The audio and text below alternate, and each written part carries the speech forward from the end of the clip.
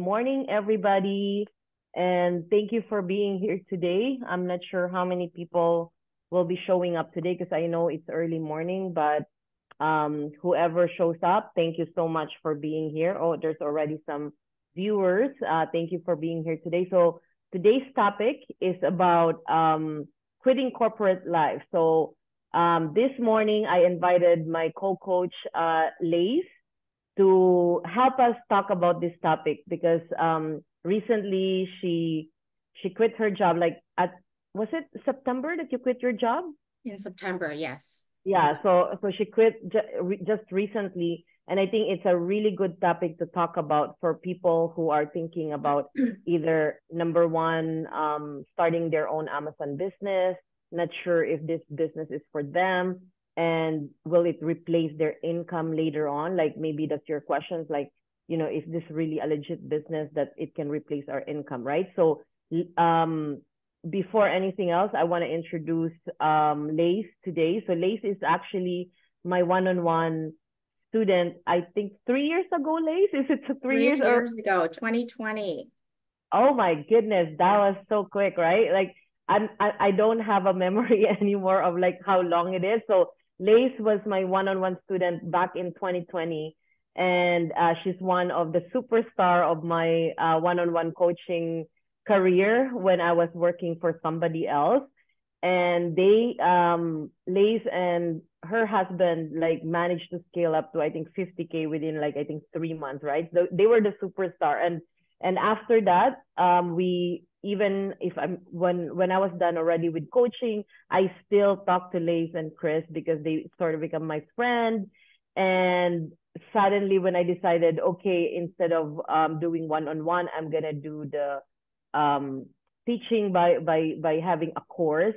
And Lace actually decided to help me out with the mastermind. So actually, for those of you who doesn't know, I run a mastermind with Lace. Every like we tried it in the beginning with Q4, but there was a huge success with our mastermind that we do it every few months. So last year we did three, right? Three, yeah. Three, and this is for this 2024. It's gonna start in February 12th. So for those of you who are interested in joining our mastermind, just comment down below and I can send you more information. So Lace, how's Q4 for you? Like before Yeah. we discuss everything, how's your Q4 so far? Thanks for having me on, Cheryl. Q4 for us was really good. We hit some personal milestones yet again, so I'm very happy about that. But Q4 for us is typically a really big sales period for us. We typically see about 40% of our sales in those 3 months alone. So it's a big deal. I mean, we work really hard, and as a result, we see that in our numbers, right? So in December alone, we did 120,000 in sales. So big period for us, but we're really happy with, how the year ended up and with Q4 especially. And of course, we're always looking forward to the next Q4. So that's the reason why I chose Lace to be my co-coach because really like they have the discipline and they always prove to me that they work so hard for their business. That's one of the best quality I think that I could see from both of you, Lace and Chris, is that uh like the way you persist in this business is very consistent. And I think that's the reason why you managed to quit and managed to actually hit 120K this last December is because I think you really have the discipline to do it. And would you mind telling us first, like, what methods are you using? Like, are you doing private label, arbitrage, wholesale? Like, what is the one that you're currently using to scale up to 120K last December? Yeah, for sure. So currently we are just doing arbitrage. So specifically online arbitrage and retail. We've sort of moved away from retail now that we have a bit of experience under our belt and we're trying to be more efficient with our time. So it's primarily OA right now. So everything gets shipped to us for the most part. And we do a little bit of wholesale where, the products will either get shipped to our prep center or we'll have to do some pickups here and there. But I would say for the most part, it's probably 95% OA and maybe 5% wholesale right now. Majority of the sales are coming from Canada. So we primarily do Amazon.ca. But of course, we've also tried selling on .com. So selling in the US, which you've also taught us. So we have some of our sales coming from the US, but not a whole lot right now. Yeah, and I'm looking forward for you guys to really scale up in the US as well. I think if you do that, even with arbitrage alone, I think you can reach like 150K or even 200K a month if you do, because US is also like, I'm just not pushing it too much, but actually like, because I'm focusing on beginners, but US is a really, really good market, especially with the niche that I found, right? So I'm excited for you guys. I'm looking forward to talking to you in December and telling me like what happened with your, because it's just January. There's 12 months to learn US as well, right? Um so I'm so proud of you guys. Like I'm really proud that consistently you're hitting this number, and I think our students are very lucky. Personally, I want to thank you for that, because I think our students are very lucky to learn from you as well, because a lot of people say, oh, arbitrage is dead, there's nothing to be made, like, very low profit. And here you are, managing to, like, you managed to quit your job because you're making very well with arbitrage, almost 95% arbitrage, right? So before we dive into this topic about quitting, so can you tell us, a bit of a background of yourself, so before you become an Amazon seller?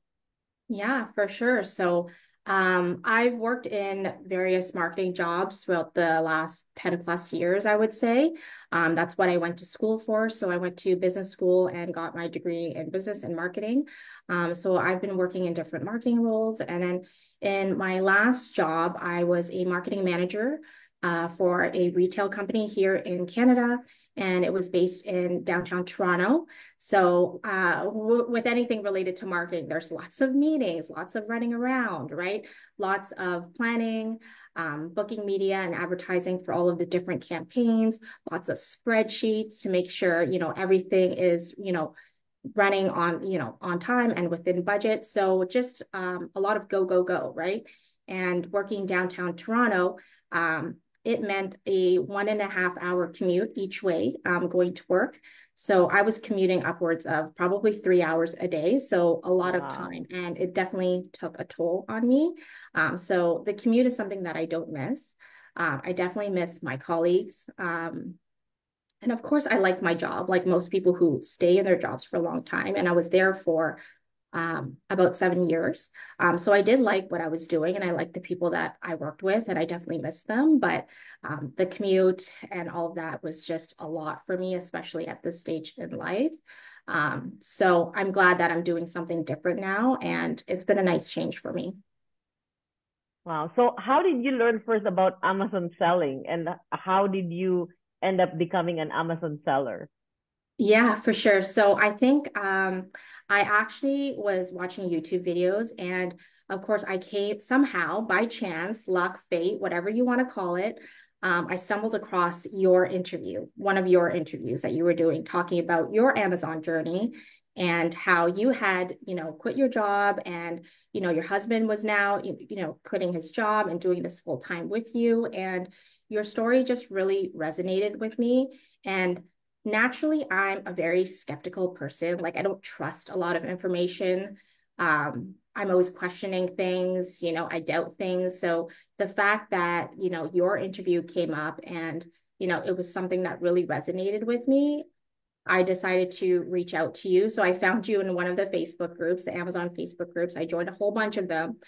I somehow tracked you down like a stalker, and I messaged you, and we were talking and stuff like that. So when we reached out to the coaching company, we asked for you to be our coach, right? That was the only way that we were going to do this, because we had went down the private label route. It didn't work out for us. So I knew that if we were going to try a different business model, which is arbitrage, and having seen you have success with it, we knew that if we were going to do this, we wanted to do it right.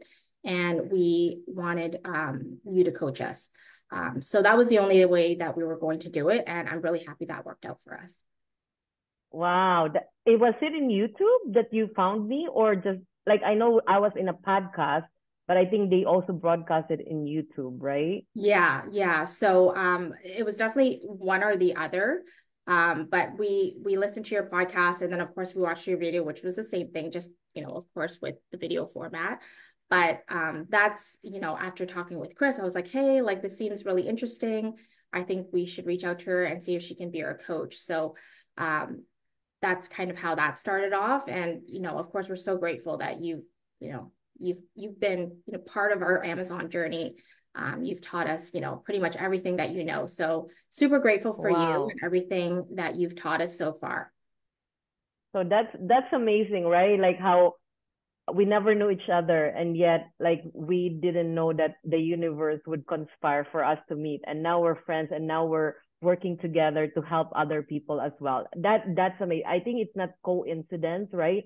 They say when the student is ready, the teacher appears, and I think it's meant to be. You're looking for something and you ask the universe for something, and it was given to you at the right moment, and that was me, right? Like I was the instrument for you to be able to do whatever what you want in your life as well. So that's beautiful. So how did you like what's the particular moment that you decide that you want to become an entrepreneur instead of like an employee? So what is the turning point for you?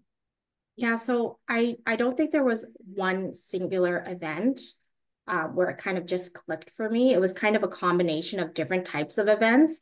So we've been doing the Amazon business for, I would say, 3.5, coming on 4 years now. So it's it's been quite a while, right? It's been almost 4 years in the making. So we've had time to think about it and really evaluate how things are going for us.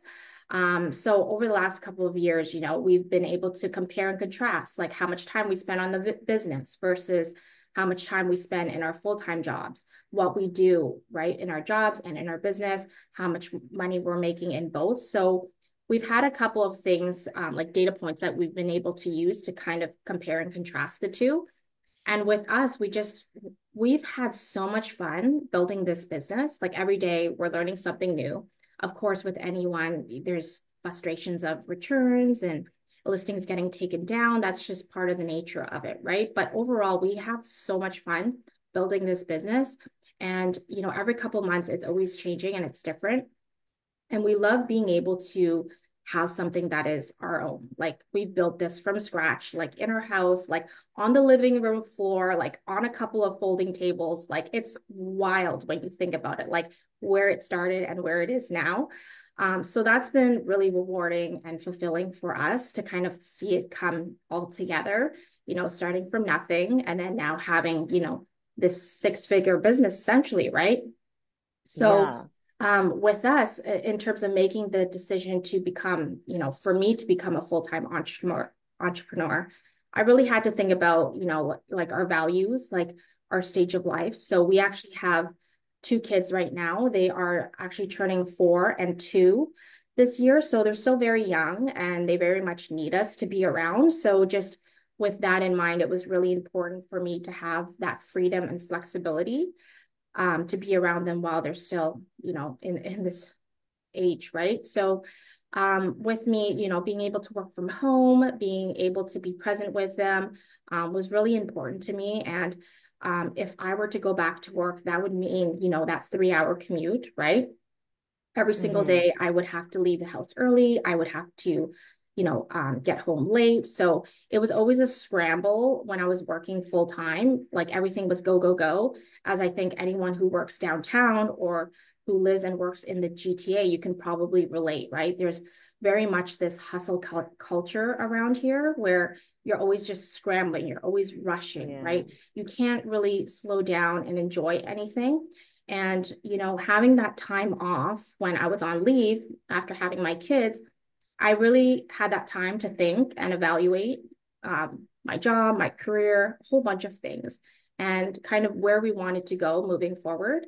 And I think after looking at the numbers and things like that, it just made sense for me to go in the business full time. And we could probably talk about the numbers a lot, but I love my spreadsheets and I love looking at numbers. So that was a big part in making this decision, is really taking a look at those numbers to make sure that it made sense for us to quit my job. That's good to know. So is there any like what's the biggest, I think, maybe like difference between working in a corporate and being an Amazon seller? Like what is the adjustment that you need to do? What are the, you feel like, oh my God, this is something different from what I used to do, right? The biggest difference for me is just, of course, I think everyone always says they want freedom, they want that autonomy, which is what I wanted as well. But there's a cost to that, right? So with that, everything is in your hands. So if I don't want to work today, I don't have to do anything. No one's going to chase after me to say like, hey, why aren't you at your desk? Where's that report? So I think for me, like if the equivalent of that is, if I don't get a shipment out, or if I don't purchase, if I don't hit my spend limit that day, then I'm not going to see results, right? So no one's chasing me to do my job. It's up to me to make sure that I do everything that I need to do in our business to keep it Mm-hmm. running. So I really need to be disciplined with my time and with my energy, and just making sure that I do what needs to be done. So Chris and I talk about the business all the time. Like we're borderline obsessed with our business. It's just something that we're really passionate about and we love building. So we talk about that often. And even though he's working in his full-time job, he's very much invested in this, like I am. So we're definitely a team and we work on this together. Um, but yeah, like I would say that's the biggest difference is you really, really have to be disciplined, because it's very easy to get distracted, like social media, emails, especially in the Amazon selling world. There's a lot of distractions with like Facebook groups. You can kind of get like sidetracked with all the different things and different possibilities, right? Like there's bundles, there's private label. Oh my gosh, I should probably have SOPs because everyone's talking about SOPs, and oh my goodness, that person has 10 VAs, maybe I should hire another VA next week. So again, lots of distractions, right? But everyone's business is so different that you really need to pick and choose and prioritize what to do, every day, every week, every month, right?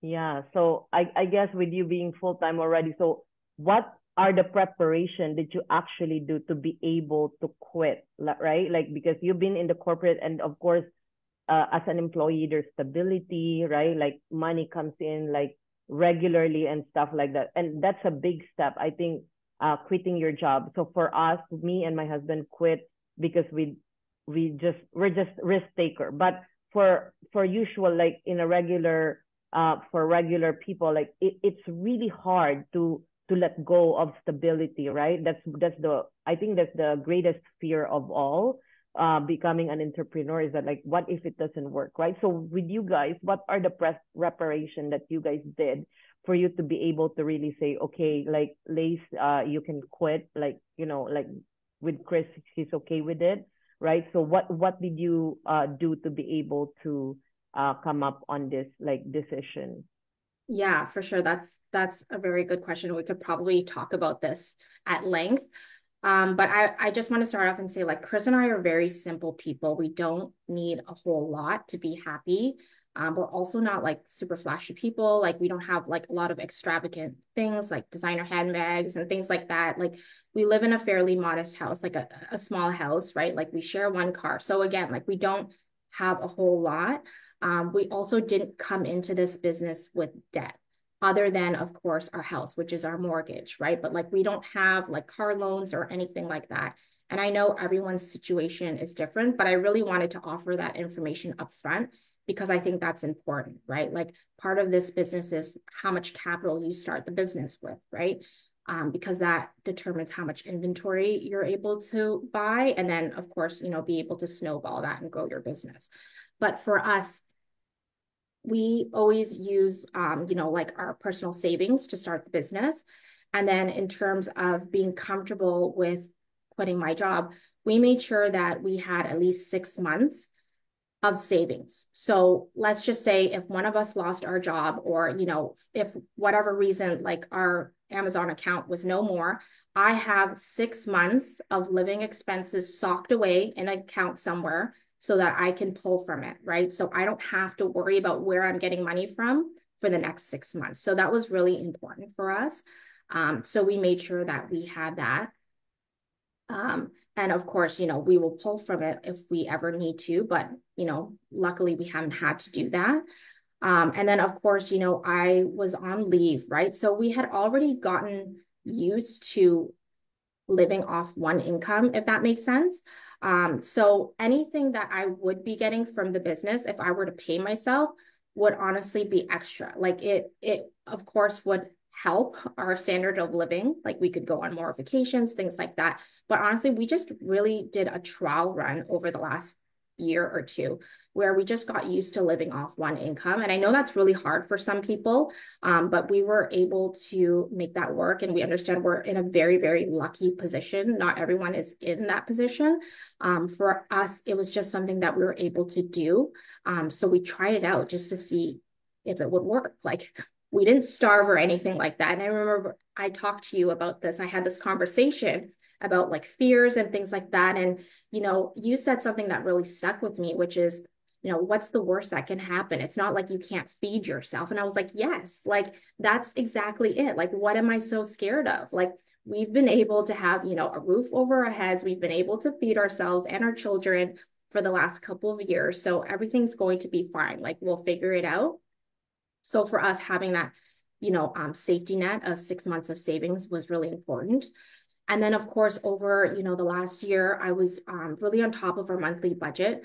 So anyone who's thinking about doing this, I really encourage you to track your spending for 6 months, ideally up to a year or longer, just so that you can really understand where money is going.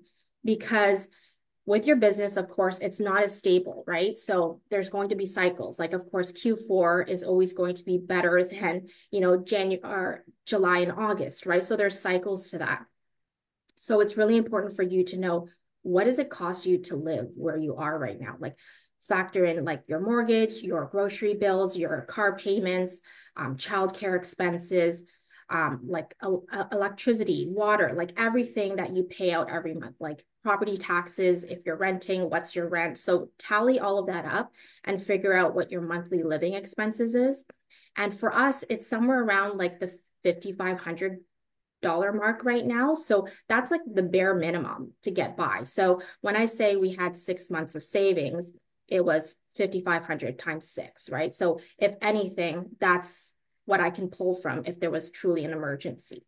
So we made sure that we had that socked away. And then in terms of other preparations that we did, with me quitting my job, of course, that meant the loss of income. So really just making sure that we looked at the numbers. So Seller Board and QuickBooks, you can pull your numbers from having a really good relationship with our accountant. So we were talking to our accountant, who's Carmela in this community, and she's fantastic. She really was instrumental to this process because she helped us really understand the numbers and whether or not this was possible. But you really need to know the numbers in your business and, of course, in your personal life, right? So making sure that if you were to pull an income from the business, that your business is able to sustain it, right? So you need to make sure that you're looking at, you know, your monthly, quarterly, and annual net profit from your business, right? And making sure that there's enough in there that you can pull a salary from there or dividends, and for it to be able to also run itself after that, right? Like you still need enough money left over to continue buying inventory and that sort of thing. So definitely looking at, you know, the numbers and making sure that made sense. And then with me quitting my job, that also meant, you know, losing benefits, right? So I'm lucky in the sense that Chris is still working full time and he has benefits through his job. So even though I'm giving up mine, I'm still covered under his benefits and his family plan. So we were okay there. So maybe people are confused a bit. So do you actually make money on your Amazon business? Because you're saying that you live off through one income only. Like, so would you say that even like with you quitting, you still make, like, for example, similar to what you used to make in your previous job, right? Yeah, Because for maybe they're sure. saying, oh, yeah. So that's For what we sure. want to For know. sure. Yeah. So just to be clear, like if I were to pull an income for the business, which I'm going to be doing now that I'm working in it full time, it's comparable to my salary in my full-time job. Does that answer your question? Like even early on in our journey, what was interesting, and I would say was also a tipping point for me, is when we were scaling our business and we were looking at seller board, which shows you, your sales and your net profit.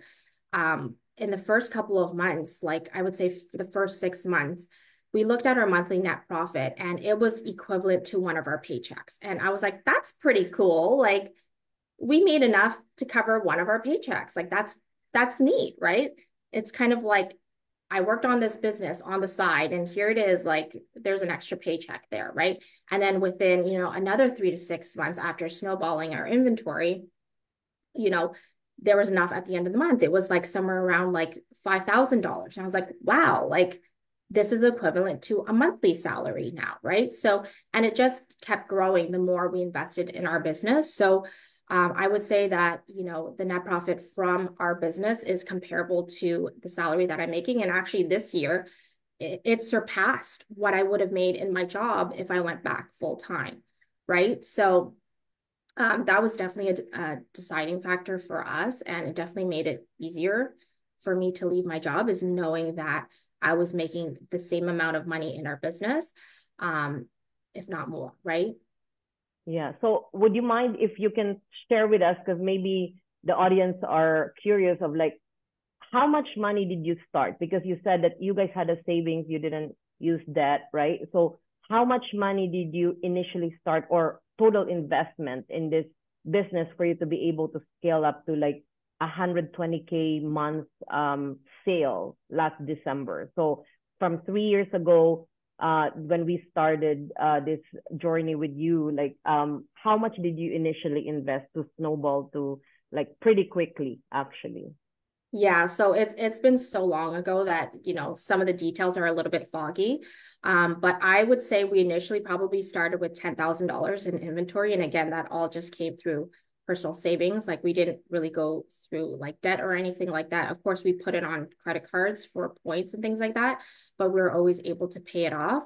But I would say we started with $10,000. Like it may have been like 5,000 initially. And then after seeing, those items sell, we put in another 5K. And since then, we've just been reinvesting all of the profits back into the business.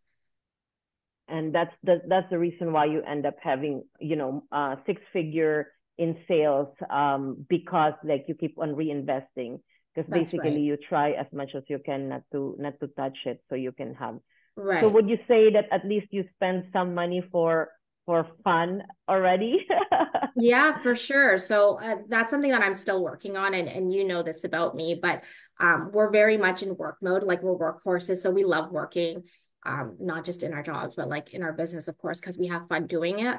But yeah, I think we've come to the realization, like, hey, like we're doing well in our business. It's time to spend some money, and we did in the past, but it was more so investments back into the business. Like, we've bought a lot of programs and courses, and that was always just us, like selfishly reinvesting into the business so we could learn more, so we could grow it. But now I think it's time to spend some money on us. So we actually just booked a cruise, a Disney cruise for next January. So we know that Q4, of course, is always, a big period for us, and we work really hard. So we are treating ourselves and gifting ourselves a Disney cruise for our family. So it will be my first Disney experience that I'll have with my kids Yay. as well. So we're super excited about that. Yeah, I'm excited for you because I know with you, you're always like workaholic. Like it's so hard for you to have fun, but I think that's a really good step for you to be able to like start, I guess, enjoying what you've been working hard for, right? Yeah, for sure. And of course, I we'll have, always enjoy what I'm yeah. working hard for. Yeah, so we're definitely taking, your example, and we have a couple of trips that we'll hopefully get around to this year with visiting family and things like that. But yeah, definitely this is the year to enjoy it for sure. I'm so happy for you. Thank you. So okay, so let's continue with our discussion. So I want to know if you also had a time where you had a really, big challenge or like a setback in this business, and if you did, how did you overcome it?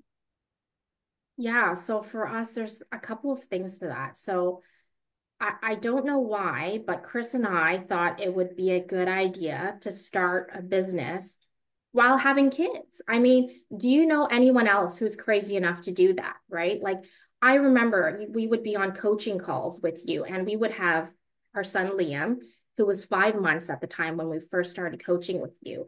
And we would be, bouncing him on our lap to shush him so that we could listen to you and what you were saying so we could learn something. But like, he was kind of just hanging around in the background, making noise, jumping on his, extra saucer in the background. But for anyone who's been through that period of having young kids, like babies, it is really hard, especially if it's your first. And then on top of building a business while we had a young baby at home, we then decided to have another.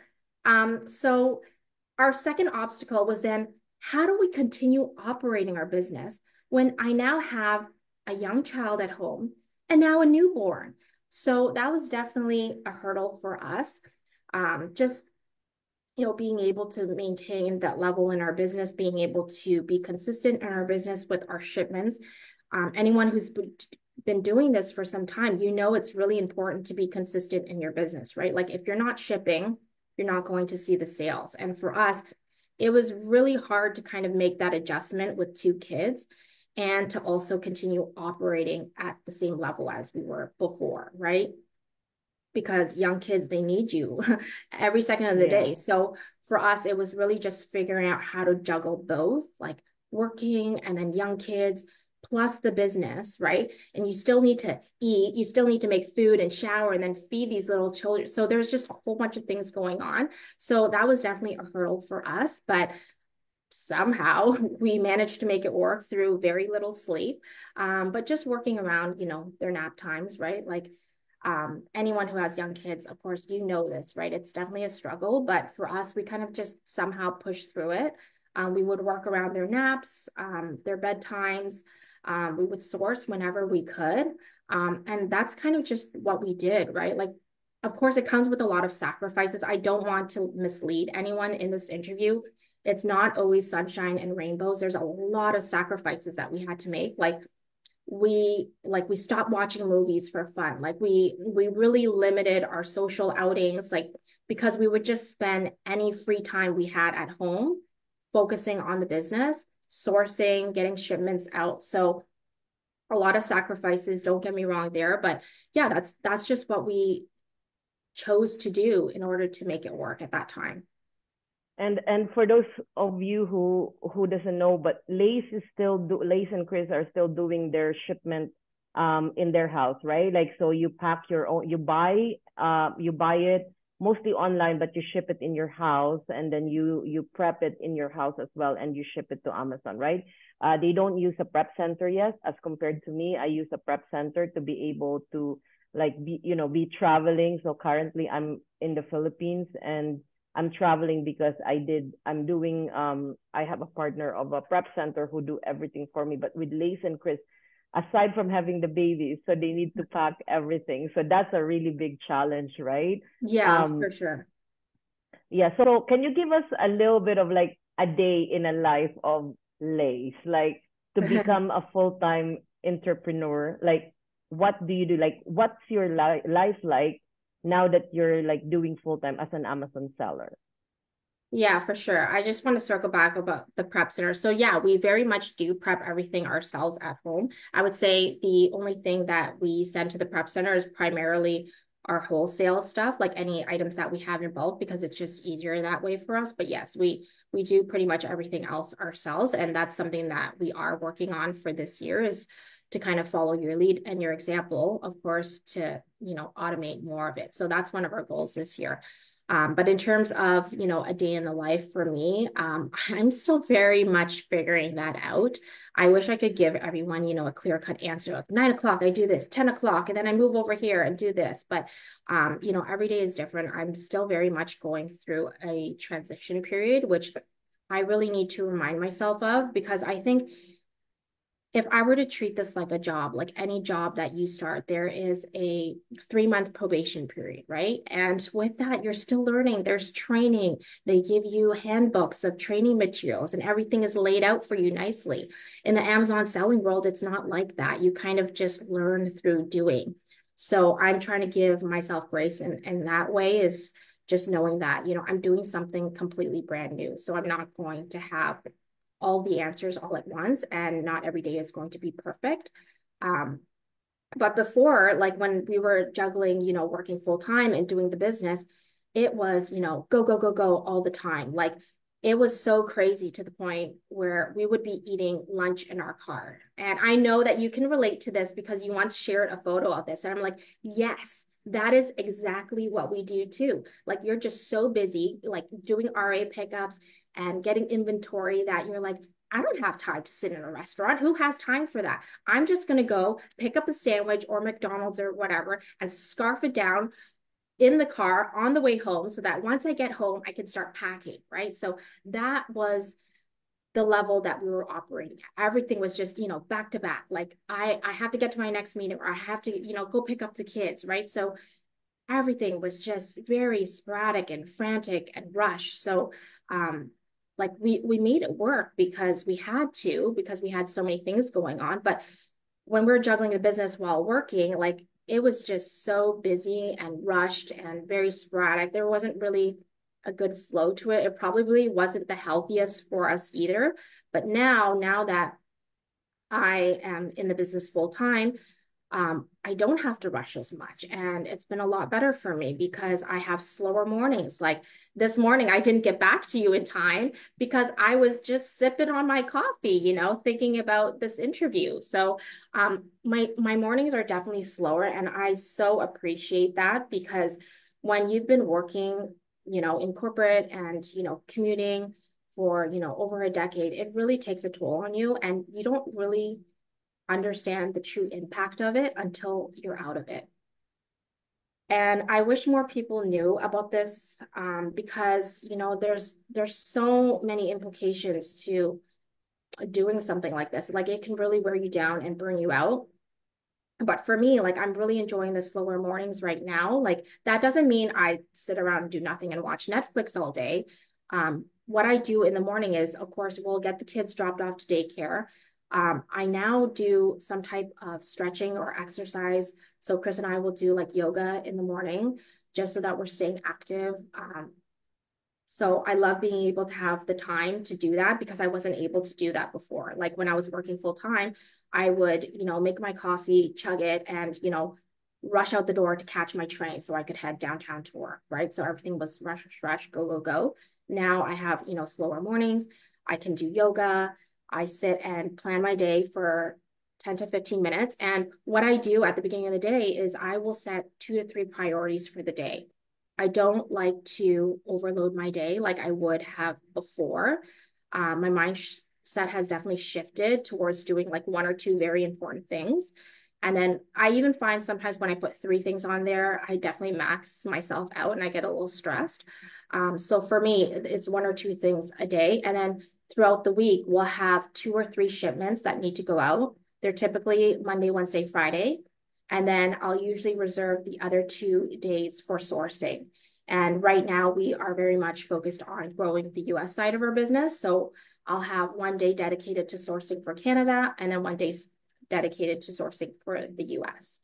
And then in between there, you do like your admin tasks, like repricer or like emails and orders. We try to do every day. So, we have our spend limits that we need to hit. And we try to hit that daily. If not, then, we need to catch up and make up for it at the end of the week. And so I guess you don't go outsourcing anymore because you're focusing more on online arbitrage already, right? That's correct. Yeah. So it's easier that way. And I think once you move away from RA and start to do online, where all the product You comes to you, cannot go it's a back, game right? changer. Like it's very, very hard to go back because when you think about it, like you're at Walmart, you're loading up the cart, you have to look at everything, you throw it in the cart. And then like for us, we buy a lot of things in bulk. Like we're sometimes buying it in the dozens, right? So like think about that. Like your cart's full and then your full cart, you have to then unload it onto the conveyor belt, pay for it, and then put it back in your cart. Then you have to load up your car. Once it's in your car, you then have to unload it, put it in, your home or wherever, and then pack it. It's just a lot of touching of the product that is, I find, really unnecessary. So I've been really loving OA right now. So we Yeah. try to do And that as much as possible. and I think one of the changes again, like for you guys, would be like once you step away from prepping and packing and go for prep center, that's another game Yeah. changer that you're gonna say, "Oh, I wish that I did it right in the beginning." Because for me personally, that's also my hurdle. I love arbitrage, retail arbitrage so much that it was so hard for me to get away from that. I always feel like I'm gonna miss out on things because there's more things to find when you're doing retail arbitrage, and that was so hard for me. But then when we decide that, okay, maybe we can try to live in the Philippines, that's the time that a year before we already planned that we need to really go cold turkey and just let go of everything and stick it into the prep center. And for us, that was like, oh my goodness, why didn't we think about this, right? So for For you guys, sure. I think that's the next step, that you and you will have more time, Lase. You will have more time. That's what That's I'm what looking I would forward say. to. Yeah, right. So okay, so um having said that, so before, like, I have two more questions for you, but so for those of you who are watching, so we still have a little bit more time with Lase. I told her 1 hour. So if you guys have questions, just stick your question in the comments down below so that I can read them after I'm done asking Lase a few more questions. So Lase, so what advice would you give to someone who's considering of leaving the corporate job world and also becoming a full-time Amazon arbitrage seller? Yeah, so I think I touched on a couple of things before, but just I think you really have to know yourself, right? Like your risk tolerance. And for me, like I would say I'm not really a risk taker. And because of that, like I know your story is slightly different, where it was kind of like, I need to make this work because we're just jumping in and we're just going to make it work.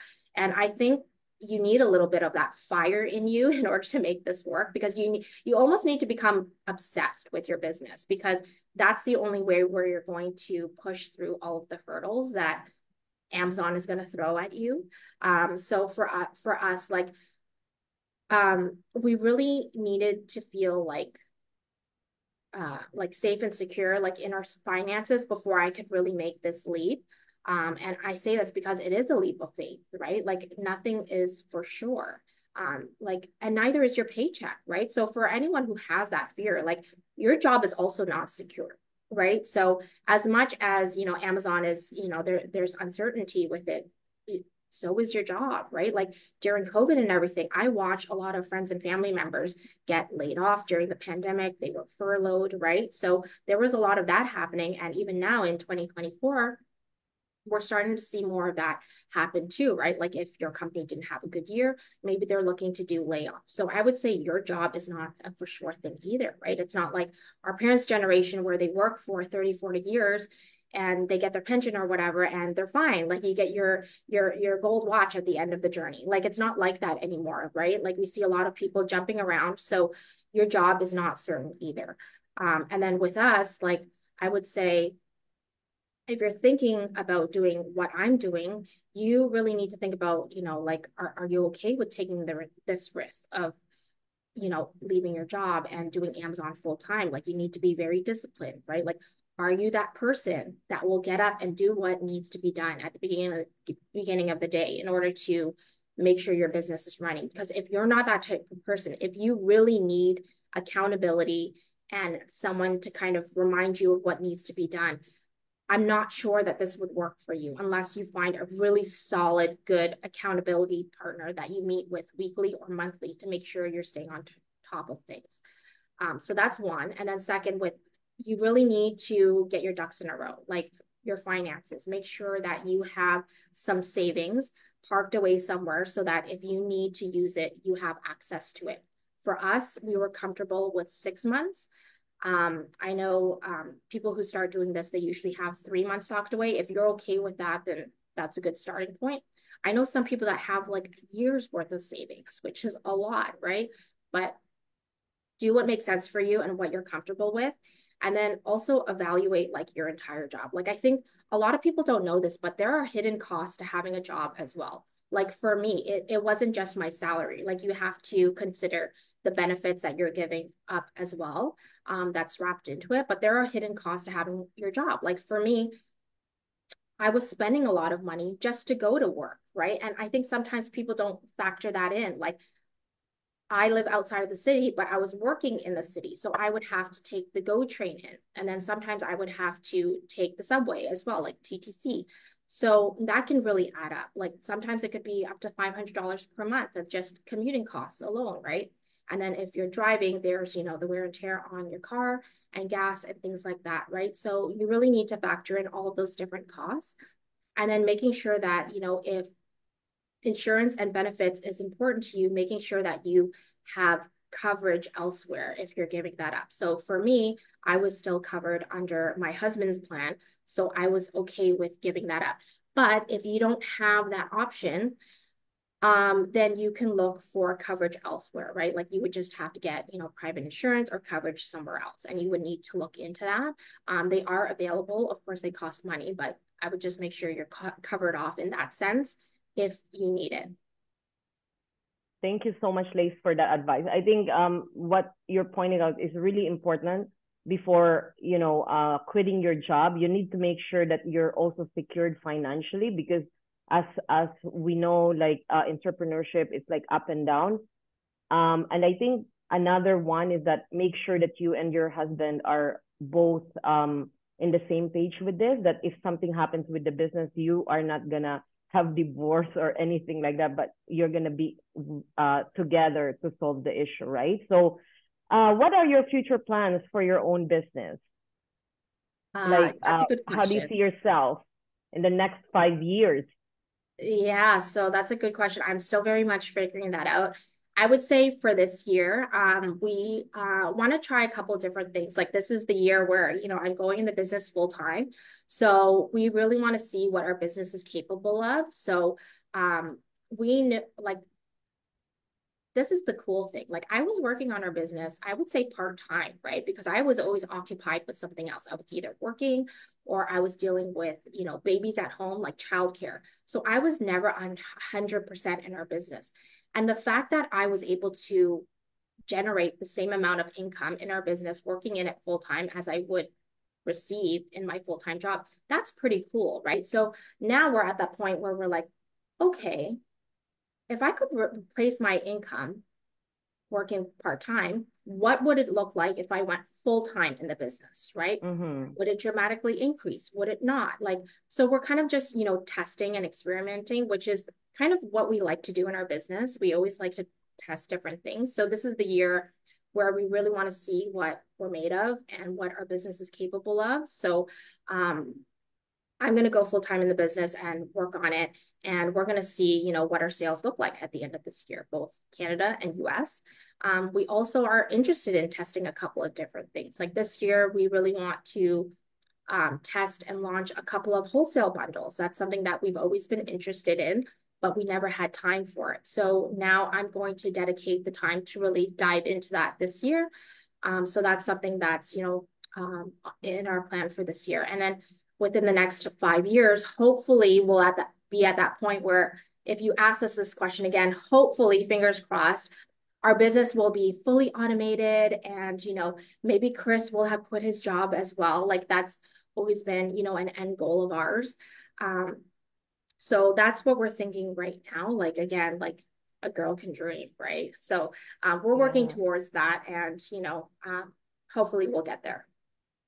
Yay. So thank you so much, Lace, for today. I hope you guys learn and have a glimpse of how it is to quit your job and the corporate world in order for you to become an Amazon seller. So that's the Amazon arbitrage works, well, Lase is actually the proof, living proof that it works, right? So for those of you who are interested, so me and Lase are running actually a mastermind in February 12th.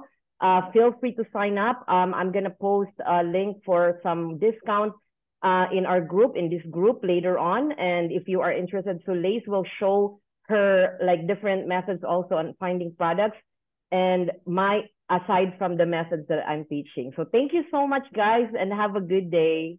Thank you. Bye. Thank you, Lase. Thanks.